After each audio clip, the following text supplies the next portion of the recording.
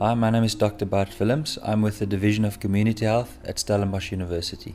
Can you only get TB in your lungs, or can you get it in other parts of your body as well? You can also get TB in other parts of your body. So the normal place where TB enters the body is through the lungs because it comes through the inhaled air. But then the TB can spread from the lungs to pretty much any other part of the body. So it's possible to get TB of the spinal cord, TB of the bladder, TB of the intestines, and even TB of the brain. Are those forms of TB, extrapulmonary TB, worse than ordinary TB? Well, it depends on how you see worse or better. I think something like TB of the brain is quite bad.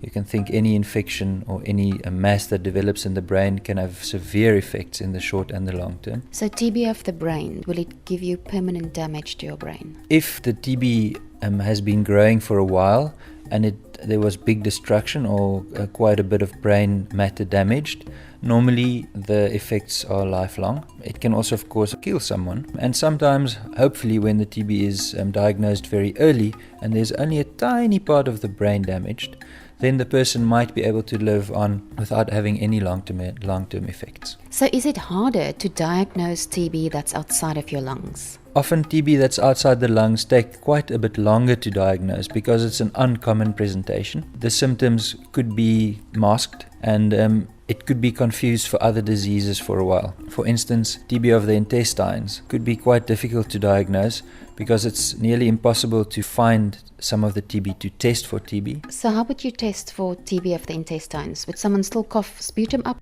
We often use different types of screening modalities like x-rays or scans of the brain. And in people living with HIV, there's a new test called the LAM, and that's only in people with quite advanced HIV that we can use urine tests to see if there is TB somewhere in their body.